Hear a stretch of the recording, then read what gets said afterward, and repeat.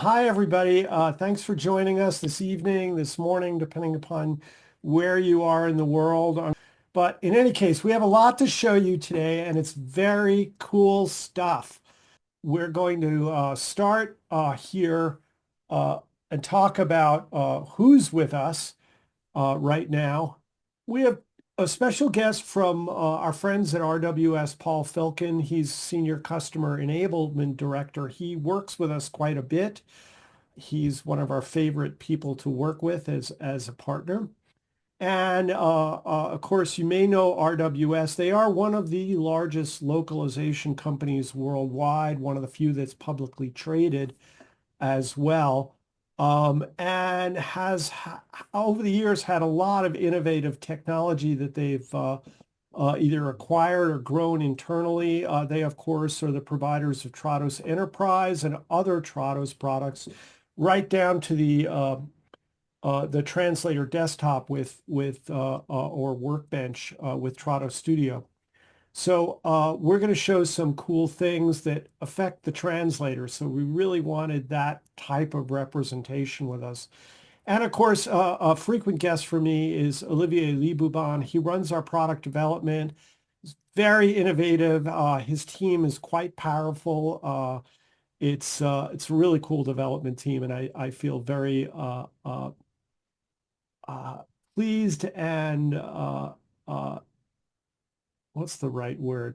But graced almost to work with the team that Olivier has underneath them. They're all really quite lively, and they come up with really cool stuff. So we're going to get into it. Next slide.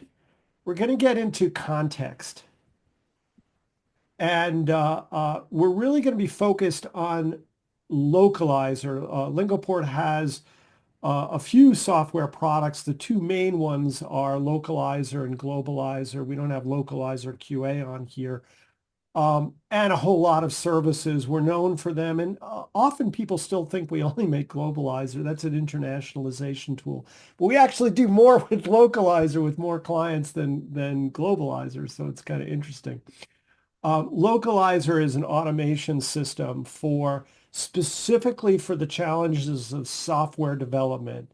It's quite a bit more than a Git connector. There's a lot of control, but it's always purposed with the developer at heart. How do we follow the developer around in their work and make it as easy as possible to localize and take out any kind of things like having to redo file formats, all kinds of transforms, security checks, really I want to say file checks for file errors or things like string ID duplications.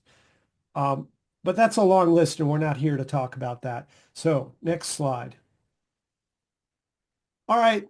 One of the most requested features over the year that we've heard from development and localization teams has been to provide a visual context.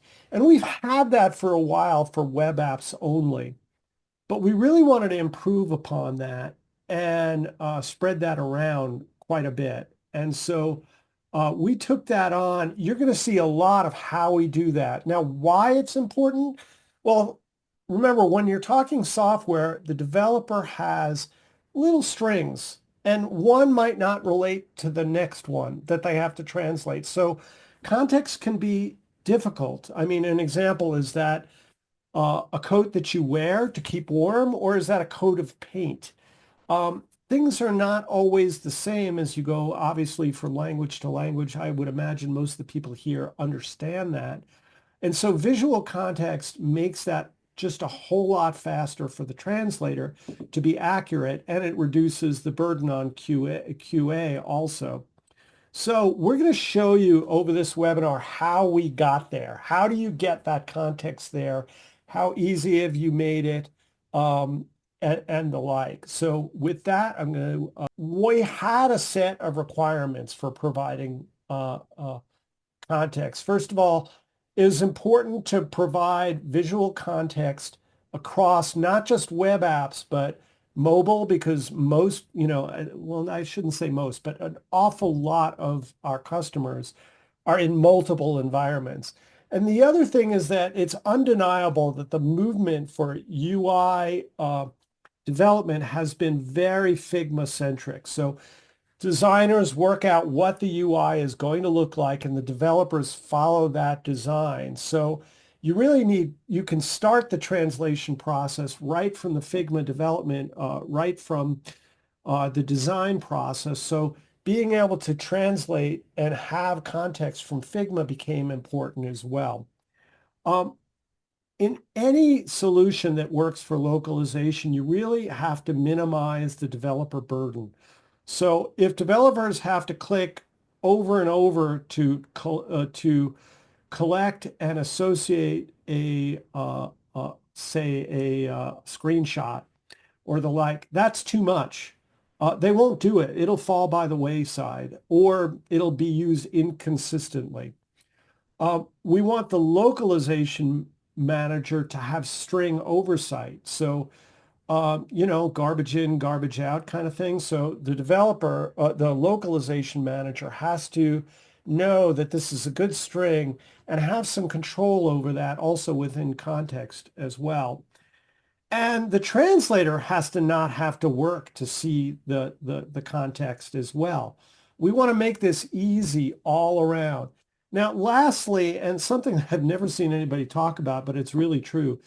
If you have a screen, and let's imagine there are 10 strings or 10 messages on that UI, on that string, on that screen, what you don't want are 10 sets of screenshots to correspond with that. And in fact, you don't want screenshots at all because they are, by their nature, image files that can be really, really dense in terms of their data requirements and bandwidth requirements and the like. So they can make a system run slowly. So we wanted to solve that as well, because if the system is not reactive, translators are going to turn it off. They have to work fast. So with that, go to the next slide. Context in software translation is both important and difficult. So let's first start off with why it's important.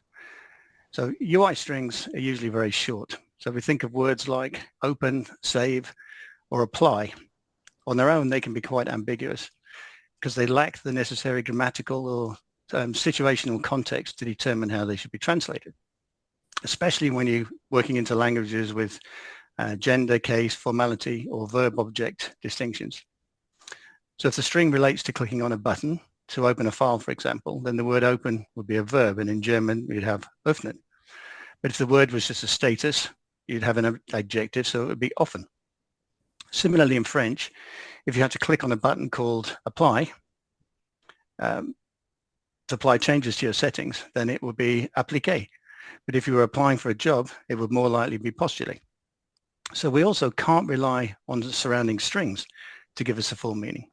Translators need to understand what that string appears, how that string will appear in the UI, and that's what gives them clarity. So if you click, please, Olivier, we can look at the difficult part. And this isn't something that can just be fixed by translators. So context has to be captured as part of the development process early on. And this capture needs to be smart and efficient and ideally automated. If the context slows down the translation process, then it's just going to become a blocker rather than a benefit. So next slide, please, Olivier. So Localizer plays an increasingly valuable role for us in the Trados ecosystem by addressing what's been a specific and historically underserved localization need, which is agile software development.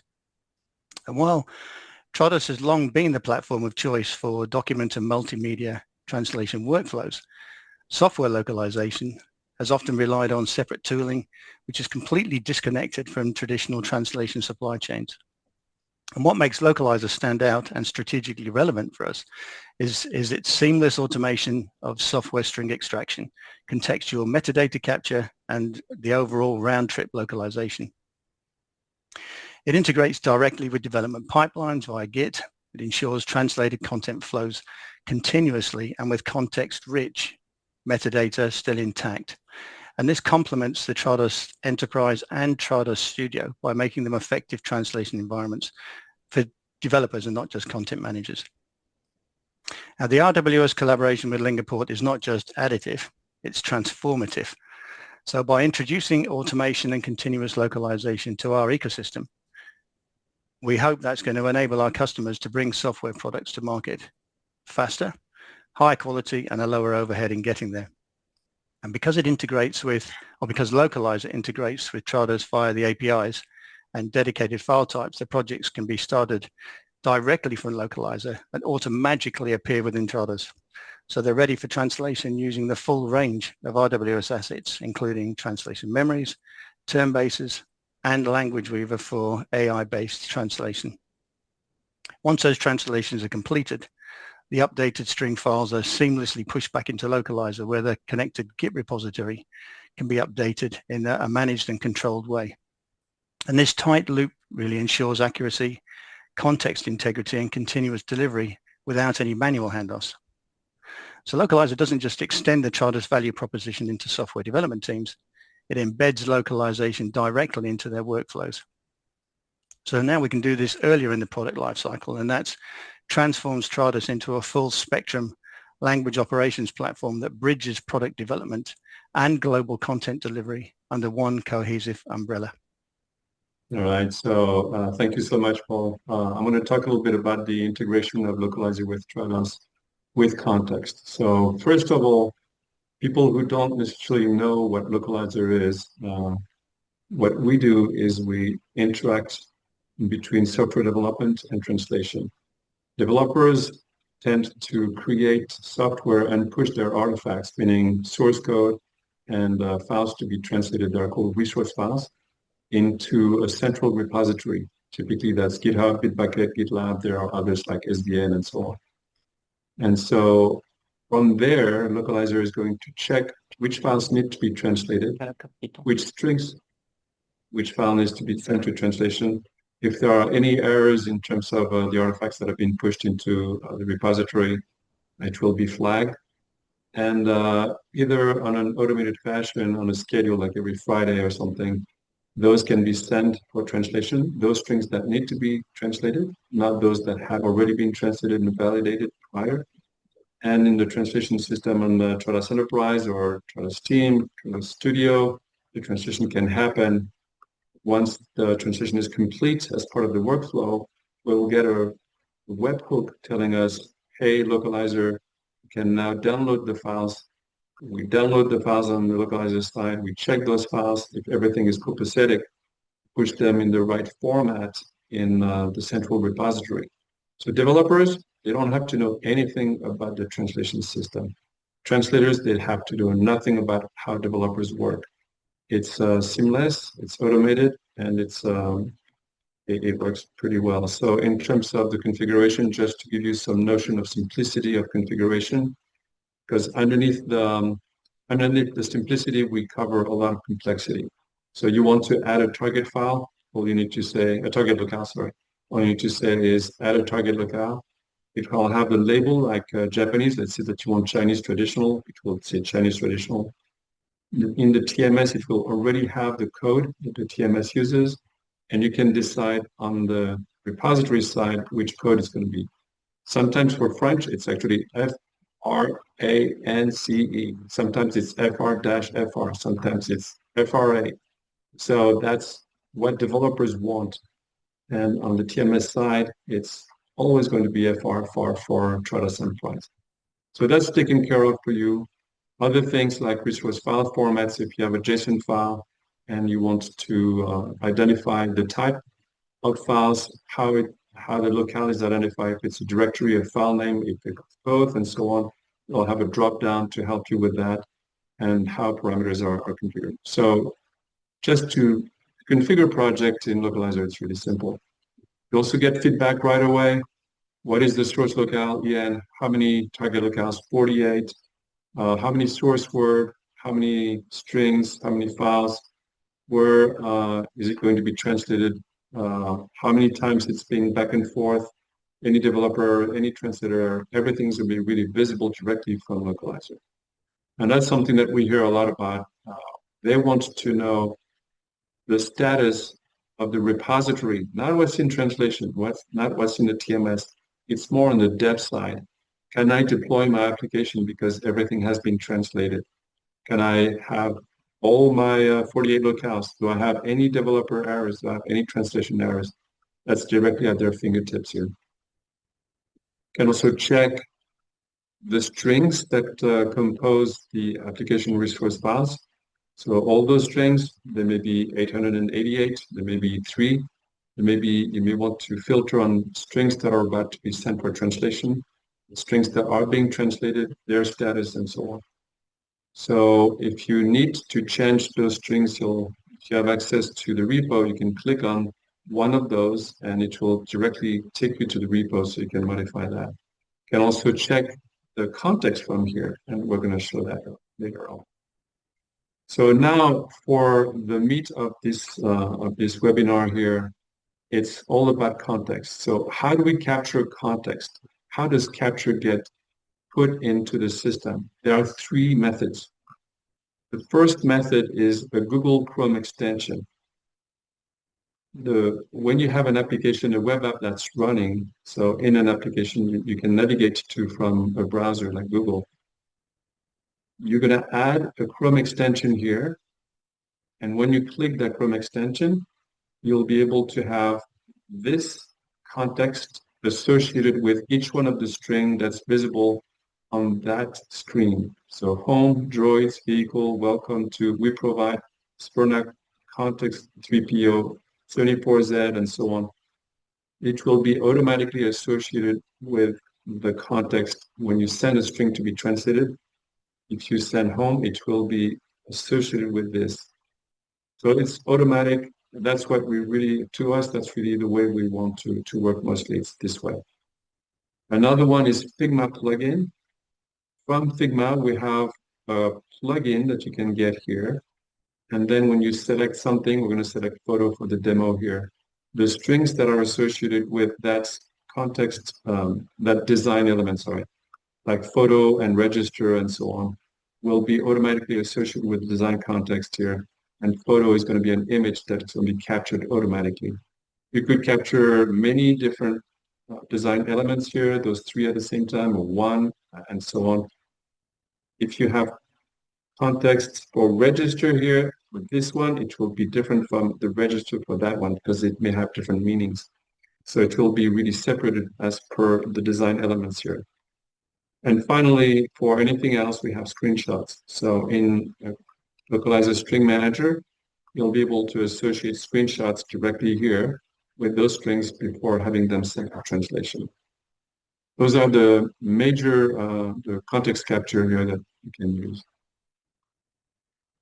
Then the context is going to be available in Trados Enterprise, Accelerate, Team Studio, and pretty much that's what we're going to show. And Paul is going to be showing that here.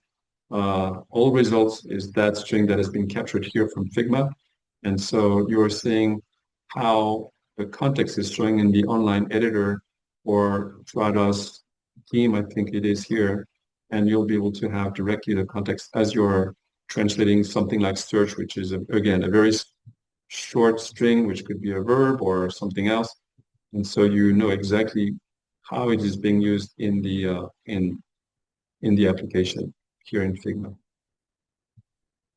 So we're going to go through the demo. I'm going to start with capturing some context for 3 different type of the context captures that we've evoked here. And then I'll send something over and Paul will take over and show how that manifests in the translation environment. So for that, I'm going to shift gears here and I'm going to start with an application. So an application looks like this here. You have an application that, you know, the regular demo application that we have. You can click here, you can click there, whatever. Let's say that you just created something for order history.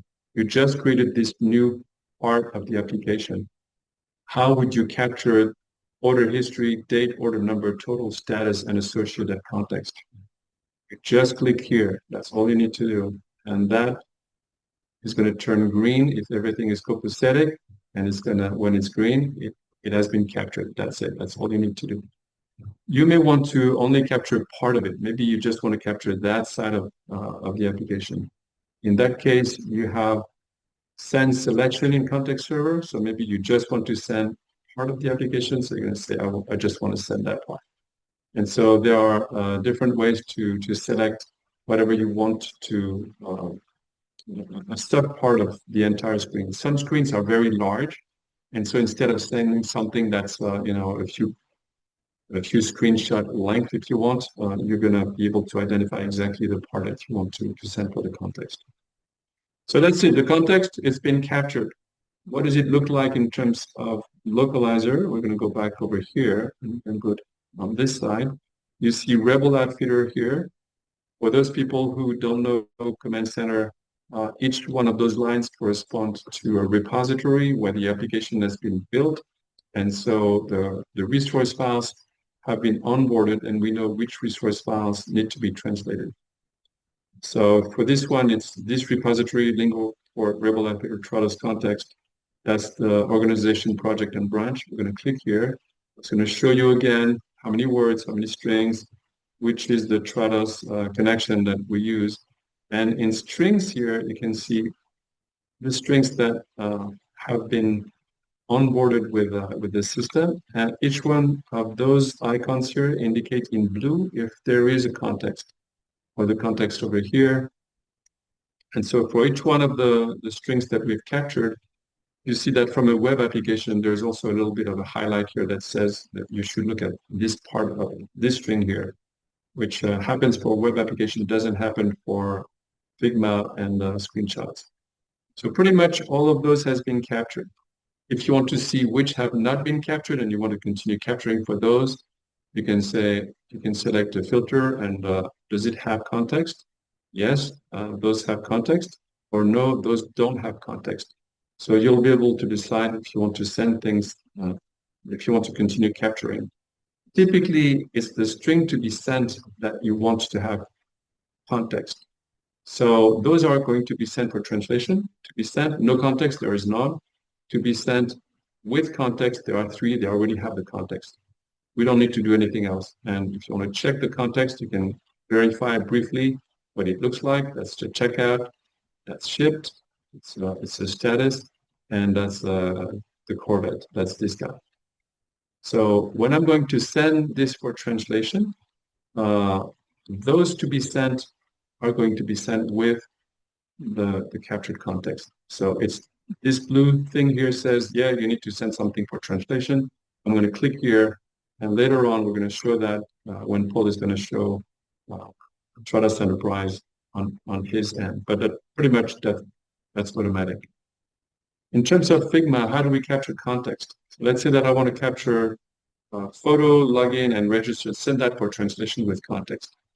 What we have is a plugin here, plugin, localizer, this plugin, and we have something that tells us how that's going to be done. So I'm going to select the part to be sent for translation. Here it is. You're going to notice here that there are login, register, photo, and so on. So what I want is make sure that I'm getting the right thing. Powell, I don't need to be sent for translation. And that's it, login, register, photo. Review, export. Yeah, those are the strings that I wanted to send. Is 3 strings, and it's going to be sent to that project. Export, that's it. Those strings have been sent for translation with context. So if I go to Command Center here, and I'm going back to this project in Figma here, you're going to see what I just captured here. So in strings, you remember that I just captured those new strings here that were just added here. If I click photo, you're going to recognize the screen context for that string here that is to be sent for translation. Again, I'm going to, this is to be sent, the strings to be sent. Every string that has been captured from the Lingoport plugin will have context automatically. You don't need to do anything. So at that point, again, I'm going to start sending a project to Trados, and all I need to do is this. That's it. By the way, I don't even need to do that. If it's on a schedule, it will be sent automatically every Friday or every day or whatever you want. So this is being sent, and the project is being created in Trados for those strings with context. the last method is associating with a project that is not using a web app or Figma screenshots. So I'm going to go to this one here, and I'm going to go to those strings. I've already associated a few of them, but not all of them. So if I look at billing here, for example, you're going to see billing is this particular one here. So this is the context that's been associated with this string to be translated. How would I add the context for those strings? I can either click here and add one screenshot here. I'll go to screenshots and this guy here. Here we go, open, and I'm going to associate it with it. That's it, it's done. Or if all those strings correspond to one screen, I can just say, well, multi-select those and go here, here, here, here, here, here. Those are all on the same screen. I'm going to assign that that image, and I want to take this one and open it and upload it. That's it. So at that point, you're going to see that those are going to be blue now. And if I click here, you're going to see that active is this string right here that has been captured from this context. I'm going to send something with that context for those, and I'm going to add, you don't need to capture the context before sending. You can actually add the context after sending. You can actually change the context after you've sent this. The reason for that is we don't send the image together with the strings. We send a reference to that context, and that context can be updated on the fly later on. So the nice thing about this here is I'm going to send that now, and it won't matter too much that those don't have the context as I'm sending it. I can add the context later. So here we go. The context is being sent, and Paul is now going to have 3 projects. One that was where the context was captured from the web app Chrome extension. One where Figma, the localizer plugin, captured the text and the context for each one of the strings to be translated, and one where the screenshots were captured here. With that, I'm going to stop sharing, and Paul, I'm going to give you the hand here. Olivia nicely cleaned the server out before we started, so it's completely blank. I haven't refreshed the screen yet, so if I refresh it now, whoa, there we go. Magically, we have 4 projects. Yes. Okay, so we start with that one.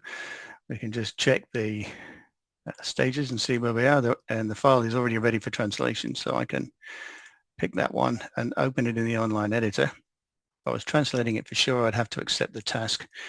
I don't have to in this circumstance, but I'm going to, and I will then move to the view so that I can set the preview going. So I'm going to turn the preview on. I'll leave it side by side just for a second. And on the preview type, I will select Lingoport XML. Lingoport PXML, I should say, Project XML. And you can see on the first segment where we are, we're getting the preview, the live preview, which is coming from that image, and the segment is translated. So I could translate that one, and I'll just move on to the next one. I'm getting a little guided tour, so I'm just going to skip that out of the way. I don't know if that's the right translation for that because I don't speak that language, but I guess it's right. But we have a new image, which is also good. I'll confirm that segment and move on. Another little tour that's coming in, and there's the third segment. So I've had my live context for all of that file as we've been going along. I think I can still do it now. We'll soon find out. I'm just going to flick over to Studio for a second, where I haven't cleaned all the projects out. But what I'm going to do is just refresh, because I'm connected to the Lingoport server. So if I refresh, all being well, there we go. I now have the four projects that were in the cloud. I can see them in Trados Studio as well, which is really important. And if I double click this one that we've just played with, it's downloading it. I didn't complete it, so I should be able to open the file. There's the file, and if I open it up for translation,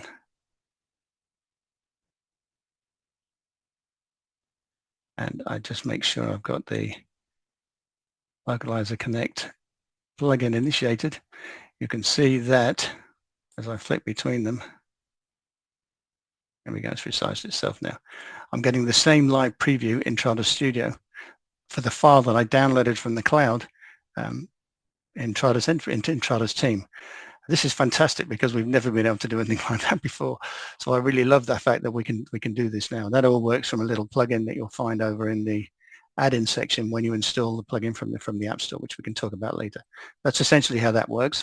I'm going to close Studio now. I'm not going to come back to it because there's not much more to see there than that. I'm just putting in case anybody's a bit confused by what I'm doing there, I'm just putting a copy of the English source into the Japanese target just to translate the file. So starting pretty soon here, some of those strings will not have context, Paul. And Okay. so this is starting a timesheet. Okay. So right This there, one you does not see have there, context. you see there is no context, right? So the translation says, hey guys, I don't have context. I'm just going to add it as I did before on Command Center so that you'll have context there. So on my end, you're not seeing what I'm doing now, but I'm doing a multi-select and I'm adding to the last 4 strings which don't have context. I'm assigning a context image and I'm assigning this one and it's done. And so now if you navigate to the next string and up, yeah. There we go. That one's now there. Exactly. Yep. So as you can tell, you don't even have to capture the context before sending things over. That's a very cool feature. It saves a lot of sending files backwards and forwards and redoing them to make sure the context is in place. I love that. Yeah. And if the context needs to be updated, we can change that again on the localizer side. Happens is in the workflow, you need to go through the next stage, and then in final check, when that is there, we are going to get something that tells us, get the files. We're going to get those files. We're going to analyze those files. If everything is okay, they're going to be pushed back to the repo, and the loop is going to be closed. So that's pretty much it. So let's go back to, That's it. That's this one. I clicked. I should have just clicked the task. It's my bad. Yeah, that's it. That's pretty much it. And you should see Rebel Light Leaders here. The translation kit was received 28 seconds ago. That's what's at the top over there. And now we're 100% complete. Everything was moved back into the repo. Everything has been translated in the locales that we're looking for. So everything is good here. So that's pretty much how the loop is being closed off here. Going back to the webinar slides now. I think, Paul, this is on you. Thank you. So last slide, just wanted to talk quickly about the configuration in Trados Studio. So it is pretty simple. We provide 2 downloads from the RWS App Store to support this. So Localizer Connect for Trados is a plugin for Trados Studio that enables the in-context preview for software localization workflows. It supports 2 scenarios. What I showed you in the demo was projects downloaded from any of the Trados Cloud offerings. So whether it's Trados Enterprise, Accelerate, or Team. And also PXML files sent directly for translation outside of a full translation project workflow. So if you had some reason to want to just send the PXML files on their own to somebody to catch something that had been missed out somewhere, you can do, and the in-context preview will work for that, and Studio will handle that, no problem. And that way translators working in Studio have got access to the same contextual information that developers rely on, but directly in the editor. Localizer Connect, the file type settings. This provides the necessary custom XML file type configuration to handle the PXML content directly in both Trados Studio and Trados Cloud. But for Trados Cloud in particular, it includes a custom style sheet, and that powers the in-context preview capability within the online editor. And that helps to ensure consistency and accuracy across all the environments. So with Localizer now seamlessly integrated into the Trados ecosystem and both Trados add-ons available via the App Store, getting started actually takes you less than about 5 minutes. But the value it brings to continuous localization in developer workflows is long-term and transformative. So with this solution, Lingoport and RWS are here to help you deliver global software efficiently in context and at scale. Thank you, Olivier. All right, we have a lot of questions here, and it's going to be my goal to actually answer every single one of them. We may run a little over as we go through, By the way, I'll also mention, if you go to lingoport.com and you go under resources, go to the blog, there's a pretty good, well, I say it's pretty good because I wrote it. There's a pretty good blog post about this release and its features and context with links to more details. There's videos and the like connected to that blog post. So I invite you, like, if you want to communicate this to others in your organization, that's a very useful post for you. Just go to blog, and right now it's the top blog post, but it's a post about the release and context, so it's easier to find. By next week, we'll probably have another post up there. All right. So first question, I'm going to take these in the order that we got them rather than what they were voted, only because I think they were all really good questions. All right. About design elements, what about locations of UI components that need to move like in RTL language? So right to left languages where I suppose the UI might be mirrored. I figure that's you, Olivier. So what we send is the preview, right? We send a preview, meaning what was in the source locale. What's happening then is that that gets translated, let's say via Trados Enterprise, and then it gets pushed back. It's pushed back in Hebrew and Arabic, for example. Then you can view that inside of the equivalent of what was sent in source locale. You can view that in those locales. However, that's not necessarily what design in Figma is going to do mirroring. That's not, we do the translation. We don't do mirroring or design elements or design configuration. That's all on the Figma side. So I hope that helps.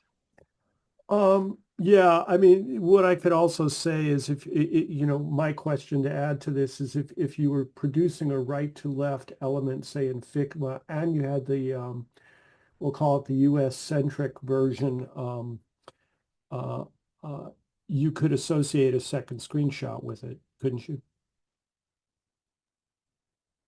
Yeah, but then it would have to start with the mirror side, send it Exactly. back. Yeah. Right, right. Okay. Second question, how does the Chrome extension differentiate strings when they appear multiple times in the project? Yeah, that we're very precise actually about which string correspond to what resource file, identifier, string, branch, locale, and so on. So what we're not showing is the configuration that happens prior that is done once, and then what you have is I'm going to say a pseudo locale. It's not really your usual application of pseudo locale. It's something that hides a certain number of identifier inside of the file so that we know exactly which strings come from which project in Localizer, and that refers back to our database that says that string that you're saying is actually exactly that directory, en, fr, or something, en, translation.json, ID 17. It's this one, it's not another one. So we're very precise about this.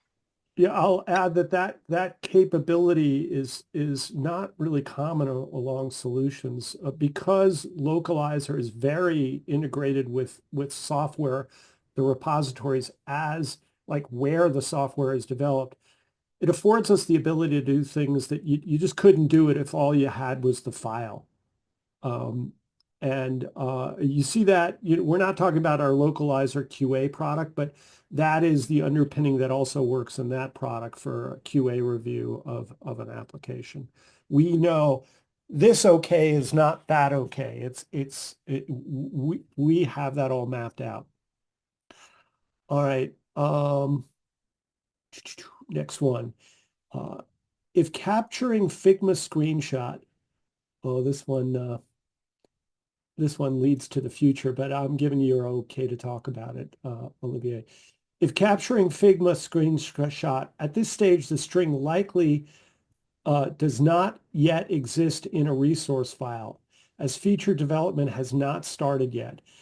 How is it associated in String Manager when the string is later imported? So that's what a great question for our roadmap, because this is what we're working on now, actually. So first of all, in Figma, what we do is we capture the strings and the associated context, and we put that in a repo ourselves. That's the first thing. And from there, we're going to be able to generate what an application is going to use later on in terms of maybe it's a regex that you want, maybe it's a properties, maybe it's a JSON file, maybe it's that format, maybe the keys that you want are those type of keys. And so you'll have both the original strings in, let's say in English, their 38 translation done and validated already, available to the developer as they are writing their code. They will have the identifier visible in Figma actually, and they'll be able to say, oh, I want to use that identifier, that identifier, that identifier in my application. So maybe it's a little technical what I'm saying, but we're working on a feature called Figma to Dev that addresses exactly this actually. Okay, thank you, Olivier. About context, do you give an option to handle restrictions like small space? Because in some languages, the string may be too long. How do you address this? So part of the PXML file format has a URL for the context that says, get me that context, but it also has extra metadata. One of them is max length, which is, I think, what you're looking for. That is something that you'll have to enter by hand in Localizer in a future release, but it's already there in terms of the file format. So again, it's an added UI that we're going to have for each one of the strings in String Manager. They'll say, add this metadata, and your max length is going to be one field where you'll be able to say 15 or something. And so when you'll send that over, not only will Trados Studio have, and Trados Enterprise will have the information not to go past that, but on the way back, we will check that the string back in French does not go over 15 characters. If it does, we will reject it. And we'll say to Trados Studio or Trados Enterprise, here is the issue. So yeah, it's something something that we're working on in the upcoming release, not this one. I actually really like that these questions are right on with our roadmap. It's really great. And when I say roadmap, we're not talking like 2 years from now. Yeah. If sending a large Figma layer with hundreds of strings with many screens and translations, how does Lingoport determine what a screen in the context of a string and then take the right size screenshot?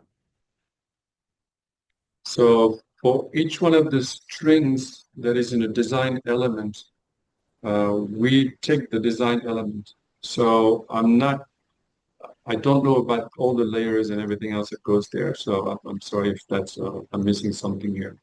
For me, we're getting a PNG if you want, out of the design element. We send the PNG over. We don't say all the layers. We just get the PNG. So when we send something, we're going to send the equivalent of what you do as a screenshot yourself as a PNG. We're not sending layers. We're not sending Figma designs. We're sending a PNG. I hope that answers your question. If not, just drop us an email or drop me the email, adam@lingoport.com gets to me, and I'll forward it to either Olivier or Paul, depending upon what's needed. All right. Does any of the functions allow to add notes for the linguists? Okay, we sort of had this, but for example, when the string has a placeholder, more information on the placeholder that is doing to be in that screen. Also part of the metadata that we're talking about. Mm-hmm. So we have more metadata on this, yeah. So on the wiki, you should look for PXML on the wiki. It's just on the search box, and you'll see all the elements that are part of the PXML now. We may add some more in the future, but the one that you're looking at is prompt here. And the wiki is at wiki.lingoport.com. Yeah, thanks. All All right. I would just add to that that the beauty of going the XML route is that once it comes across in the PXML, it's really simple to change the file type settings. So you could show that in either Trados Enterprise or Studio in the document structure information or as a comment, or however you wanted to do it. So it will be very simple once it's in the file. Can I see the screenshot with translated strings in context to check if the strings fit into the design space? So the after image. So what we're saying here is the preview. What we're talked about today is capturing context for the preview for the translator to work with. We have another product called Localizer QA, where you have the ability, where your application shows works in French, Japanese, Chinese, and Localizer QA at that point is uh, the point in the process where you're going to say, oh, that string in French doesn't look right. In the actual running application, it's software. So it's another part of our product offering. Yeah, I'll add that you can not only see it in the other language, if you don't like the translation, you can actually highlight it, suggest a retranslation and what you think the word should be. That can then be reviewed, and as soon as it's approved, it doesn't go to Jira or someplace like that for some developer to go and fix later on. It literally writes right back to the repo. So it's very, very quick. And we see this, think of it this way. There are, if you've been in this business a while, you know that there are certain locales where that you might have in-country stakeholders like a distributor or salespeople or whatever, say in Japan, that really don't like some translation. They can actually run it with Localizer QA and they can say, I don't like this word. And you can decide, well, do you want that input or not? And if you want it, you literally hit a check mark and boom, it's updated in the application, not as a bug report. So extremely powerful. All right. Question for RWS. Hey, Paul, you get some work now. All right. Since this works in the online editor, would this also work within RWS World Server using the online editor? The short answer is no, because the integration is with Trados Cloud, which is Trados Enterprise, Trados Team, Trados Accelerate. World Server is a completely different product. So although it might use a similar online editor, the integration would have to be with World Server, not with Trados Cloud. Lingoport do have an integration to World Server, but I don't know whether that's been extended to. You can probably answer this better than me, Olivier, because I don't know how easy that is for you to move that to support PXML for World Server as well. If you can, then the answer is probably yes. It could be used. Yeah. So in terms of setting of files in PXML, we can do that to any TMS really, including World Server. And so in World Server, if at that point you use World Server more as a management workflow kind of situation and translator download the file and open it in Studio, at that point they have a PXML file and they will be able to go to to get the context. So it's more using Studio together with World Server. And you're right, there is no integration specifically with World Server. All right. Very good. I know the person who asked that question. I can say that custom projects are always possible, and we could run an investigation for you if you need it, and take it. I would say write me if you want to look at this a little bit more carefully. All right. Next question, do you have ready-made translations ready for recurring cases? For that, you may need to capture the essence of the context, like a hash of it. Is that a thing? Or every time we need the translator to work again and again? I think you're asking, I'm not sure if this is a translation memory question or something else. I don't think I quite I'm wondering if I did not explain clearly enough the fact that what we're sending are only strings that need to be translated. So typically, if you have 10 files with each 100,000 strings in there, and you added in 5 files 2 strings, you're going to send 10 strings to be translated. So you don't retranslate everything every time. You translate what needs to be translated every time. And so it's kind of even different content that is being sent every time, because typically you don't resend what was sent before. You send something new or something modified. Well, unless So you're I don't know if that answers your question, but that well, could be done. when somebody adds a locale, they're sending all files. So there is that distinction. I think of it as where the word okay is peppered throughout the application. I'm not sure that Then yeah, there we're would be a getting transition memory, right? Yeah. right, right. It would be, something that is handled more by the translator workbench than localizer at that point. I hope I answered that. If not, send me an email. All right. Does the use of new intermediary PXML format add a lot of overhead to reconstruct large JSON-based resource files when merging translations back? But we handled everything. It's automated. And actually, maybe I didn't show what the original files were in those 3 projects, but they were JSON files. So there were JSON files that were sent. We sent a delta with only 3 strings for the Rebel Outfitters example. It was sent as a PXML. It was returned as a PXML from Trados Enterprise.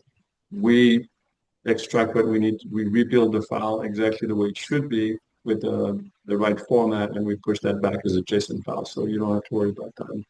I will say that transform is one of the beauties of Localizer, because sometimes, heaven forbid, developers use their own proprietary formats that need to be transformed so that the TMS can digest it and help the translator. So the notion of a transform has been part of our localizer for really early on, and it doesn't slow things down. It's really pretty quick.